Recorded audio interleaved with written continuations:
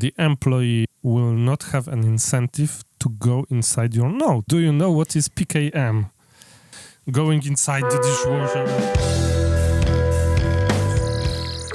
Welcome to the Digital Pragmatism podcast with Jerzy and Gosia. Hello. How are you, Gosia, today? Very well, thank you. And you? And I'm okay. I'm a little bit sick, but I hope it will not be heard and seen on our video. And what happened that you are in a very good mood today, Gosia? Well, nothing special, just a normal family day, a Sunday. So we are all together and we can spend time together. You like it when we are together? Yes, very much. We have not set up this one. This is a counter. We are counting 30 minutes to see whether we have recorded a podcast episode that is too long or not. If you are not watching to this on YouTube, I am setting up a visual counter that is changing the color of her light depending on how much time we record. And I'm also very happy because I managed to have some routine in my small business. Yes. Like I started to write some articles on our web site, Imobond. Yes. Still, I have a lot to do. Do you like to having a routine? Yes, it's very fulfilling. I had some problem with procrastination. It's true. It's one of our best podcast episodes, according to me. The episode about procrastination. So I managed to beat your procrastination. Yes. I'm very proud of you. Let's attack the minimal news segment. What happened last week that reached us even if we're off social media and don't consume news? But before we say that, I'm gonna turn on the light. Do you see any difference? No. Yeah, there is a difference. You have some light here. Okay. And it's much better. What news reached you even if you're off social media? But minimal news? Well, very important event. Go. The visit of the President Biden in Warsaw. Biden in Warsaw. Yes. And why this news reached you even if you are not consuming news? Well, because this is the big event in Warsaw, changes in transport. Okay, so because it's a change in how you can travel around Warsaw. Yes. This kind of news reaches you. And you work nearby. Yeah, this is a news that I brought to Gosia, but also our grandma brought it separately because she is apparently consuming news and she thought that it's very important news for us. And so two persons brought the news to Gosia. Yeah. And do you think it's something important that the President of United States was in Poland? Well, I think it was important because it's, the President of United States. What is the reason of his visit and what is the impact on my daily life? The impact is that you... So I do not want to talk about politics here, so... Me neither. Of course, there is a reason. So immediately I thought, because we were planning a trip. Yeah, so it was a very practical approach because of our trip. We had to evaluate whether it will be somehow impacted by Biden's visit or not. And what happened in our family that we'd like to share? Some news? So we went to Kazimierz Dolny. We went to Kazimierz. There will be a vlog episode about that. Check it out. It will be... I am very happy with the images I was able to record. Yes, because it's one of the most beautiful cities in Poland. Yeah, it's a very small city that is 100 kilometers away from Warsaw, something like that. Something like that, and near the Vistula River, so it's basically very nicely located. And with a huge history of Jewish community living there, and also it is the place that is very liked by artists. A small city liked by artists. So yes, this was a very nice trip. Okay, so this week's topic of the podcast is about note-taking applications. Important stuff to watch for when choosing a note-taking application. And I would like to state that this is advice to normal people and not nerds. So we will not talk about personal knowledge management. We will not talk about Zettelkasten because this is for nerds, and we will just give advice to normal people. Do you know what is PKM? No. Good. What are really your needs, and do you really need a note-taking application, Gosia? If you were not married to me, would you ever consider a note-taking application? I don't think so, Why is that? Well, maybe at some point of my life when you have a family, kids, a house, a lot of things to remember and to do, it's good to have some note-taking application. And it's very useful to have it, but I think that I'm using it in a different way, a different way than you. Yeah, because you're normal. I am a nerd. I know what Zettelkasten means. You don't know it. I'm not taking notes who I met and, This is something I would actually recommend to you to do because it's rather easy and it brings value with time. And I am doing it since 3 years at least. And after 3 years, it makes a huge difference. I remember things thanks to my notes that I would normally not remember. But this is one of the arguments in favor of using a note-taking application, of course. Another one I think that is pretty useful is to note what happened with your health. And since I'm sick, I can tell you that it helps, for example, if you are visiting different doctors and you want to share with them very rapidly what happened when, what is the timeline of your sickness, and which kind of drugs you took. And this is something that brings value. And of course, you can note it in a paper notepad, but I think that if you have an electronic note-taking application, you can pull a lot more sense out of it than from a paper notepad. Yes, I agree. I think that this one is very important. And with kids also, because kids are very often sick, because it's how kids are, and you can have patterns that you would not normally be able to see, and if you note, you can see patterns. Yes, because when I was little, it was a long time ago, and I remember that with my mom, we were going to one pediatrician. Yeah, and it had all the documentation about you. And now the healthcare system changed, and it's really very difficult to have one pediatrician or one. It's because you usually want to go to a doctor very fast, and it's not always possible. And that is why you go to different doctors, basically. Yes, so that's why it's important to have this information as a parent. To track this information and to see, as you said, whether there is a pattern in the sickness or in the repeating sicknesses of your children. Yes. I think having a note-taking application can be also useful if you want to track things in your apartment or in your house. Light bulbs you exchange often, or some other kind of exploitation stuff. The kind of toilet paper that you like. It's very useful. We have a house, so we have to do some maintenance checkups. Yeah. Each year. And also one thing, it's not only the stuff you prefer, like your preferred light bulbs, but also it can be, for example, the number of your dishwasher.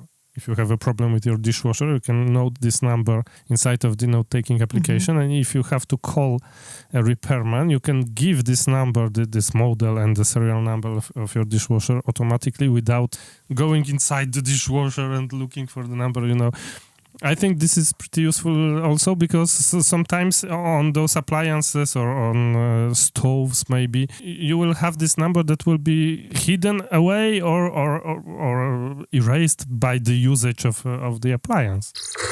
Also, if you're a content creator, Gosia is a young content creator and she probably could use the note-taking application as a place to gathering ideas for her articles that she's publishing on our imobond.com website. And also to note some business ideas. It's much better than a paper notebook because in a paper notebook, very, very easily, it can disappear. But also there is no connections between ideas in a paper notebook. Maybe I'm talking like that because I'm a nerd and I think that bidirectional note-taking is something that is awesome and everybody should do it. But if you note business ideas while tagging the ideas and by linking between them, you can have more good ideas that will spark from that than if you note them on paper. Whereas I think that paper notepads are very good to develop those ideas, meaning that if you find a new product that you would like to do because it lies at an intersection of a problem and a group of people that could have this problem and also it's related somehow to your experience, then if you want to note what exactly the product should be, now at this stage I would choose a paper notepad because it's less distracting. Okay, next important criteria I think is where the data will be stored and if you will be able to export it. Very important point, and I must say that as a normal person, I never thought about it, and I think that it has so much importance because it's the security of our data. This is the one of the first things that we should, take into consideration. Why you have not thought about it when we were noting the topics? It is like with banks. Well, I just took it for granted that this is something, the big institution and they are always right. No, it's a bad idea to think that. Gosia. Well, now I know it. I don't know, it's some naive level of trust. So you thought that every provider of services is taking your interest is guarding your I shouldn't think like this. I don't know whether you do it, but I never read these regulations. I never read those terms and conditions also, but there is a website that you can consult. I don't know, I don't remember the name, but I have the link in my browser. And this website analyzes that and gives a rating, whether the terms and conditions are okay for consumers or not okay, or are against the best interests of consumers. And basically, if it's green, it's okay. If it's red, it's not okay. And if you consult, for example, the TOC for Facebook or Instagram, it's red. It's not okay. Yes, because one of the most important things is whether you are the owner of data. I would say there's two things, or three maybe.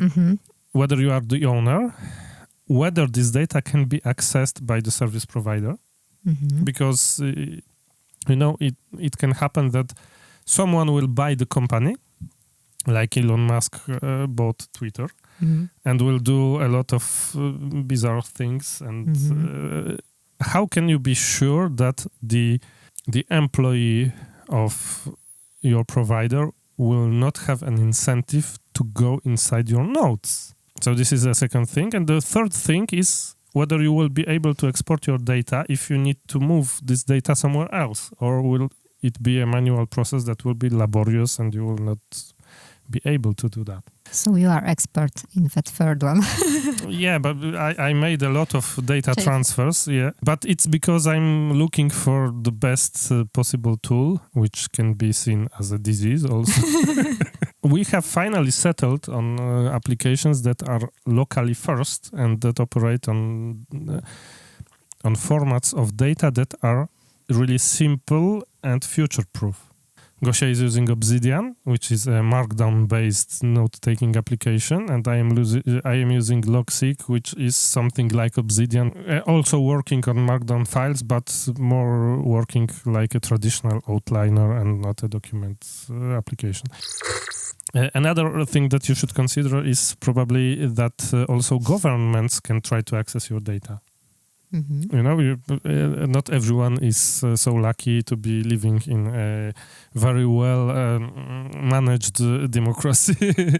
There is a lot of people that live in some kind of authoritarian regimes or democracies that could turn totalitarian with time. And I think this should also be taken into account. And finally, whether the data will be encrypted or not, because if you want to keep your genuine thoughts and ideas and maybe some very private data, like, for example, financial passwords or something like that, if those files are not encrypted, you will not be so sincere in your note-taking. You will limit yourself because you will know that there is a risk that someone could one day access your data. The last reason maybe would be economical, because you should think whether if you start to taking notes electronically, if you are willing to pay for that a monthly fee until you die. And if you choose some kind of an online service that is cloud-based, you will have to pay a monthly fee until you die. Now, Gosia will tell us which kinds of note-taking applications exist in the world. So I can say that I use Obsidian. Yes. TickTick. TickTick is not an application for note-taking, Gosia. It's a task list. So Obsidian. There is 3 types of note-taking applications. The traditionally structured ones, like Evernote, OneNote, Bear. And in those applications, you have to choose where you record your data, and that's it. You have to have some kind of a structure for note-taking. There is bidirectional note-takers and outliners like Roam, Obsidian, Logseq, Workflowy. And in those applications, you choose how to connect notes between them. And basically, this is cool because it makes your note sparkle new ideas with time. Mm-hmm. So I use Workflowy and Roam research also. Yeah, Gosia knows Workflowy and Roam also because we have tried to use them, but we have settled on Obsidian. But this Logseq, it's something new that No, I am using it myself. It's like Obsidian, but it works on a block level. So basically, in Obsidian, a file is a note, whereas in Logseq, a file is a paragraph inside of this note. And I like it more because I am noting small thoughts, small ideas, and I like to be able to go much deeper between linking paragraphs. Whereas in Obsidian, if I try to do that, I'm having too much files to manage. And in Obsidian, I have to choose where to save the files. Whereas in Logseq, I don't have, because there are folders that are predefined. So it's more like my brain works. My brain works in small chunks of text rather than in big ones. There is also note-taking components in project management tools like Asana, ClickUp, or TickTick. So maybe you... That's why I thought about TickTick. Yeah, because in TickTick, when you make a task, you can define the task that it is a note, and it's a pretty simple markdown note also. And we store in TickTick, for example, the social security numbers of our children or something like that. That if we need to access it very rapidly, we can do it. What do you recommend? Gosia, what would you recommend to our listeners? So I would recommend Obsidian because I'm using it, and for me it's a very good application because there is this be directional linking. Do you use the graph? No. I'm not using the graph. No, not at all. Not at all. I would say choose a note-taking application that is easy to use for your solo use. And this is based on our tests between me and Gosia. We have tested pretty much every note-taking application that exists on Earth. And we have tried also to test applications that give us the possibility to share different notes between us. And I think that this is not a good idea to use those apps. Because if you want to have a cooperation component or a sharing component, it automatically means that you will have to pay someone for this software because it will be stored in a database in the cloud. And so I think it's not a good idea because the best is to be owners of your files and to store those files and those notes in a format that is future-proof. And simple text files like Markdown are future-proof because nobody will ever change how you note your text files. It will be just the alphabet letters that will form words, phrases, etc. And every database format is pretty much risky because you don't know whether in 10 years it will still be relevant. I would say choose a note-taking app that is easy to use for your solo use. And if you have to cooperate with your significant other or with someone at work, either share all those notes or none. Our Obsidian is shared by us and we have access to everything, both of us. And the second one is if you need cooperation, use a task list and not shared notes. So, for example, that is why we use TickTick for simple tasks around the home, because we need to have a list of things that are to be done in the future and we need to be able to see those things, both of us. But every more advanced note-taking goes into Logseq or Obsidian, and we're not doing it inside of our task list. And if you really need something that is one tool for everything, I would recommend Ample Note, which is a note-taker with a task component inside also that allows for sharing, but you will have to pay for that $10 a month. So it's your choice. So basically, we recommend Logseq, Obsidian, and TickTick. Yes. Thank you very much for listening and see you in the next one. Thank you.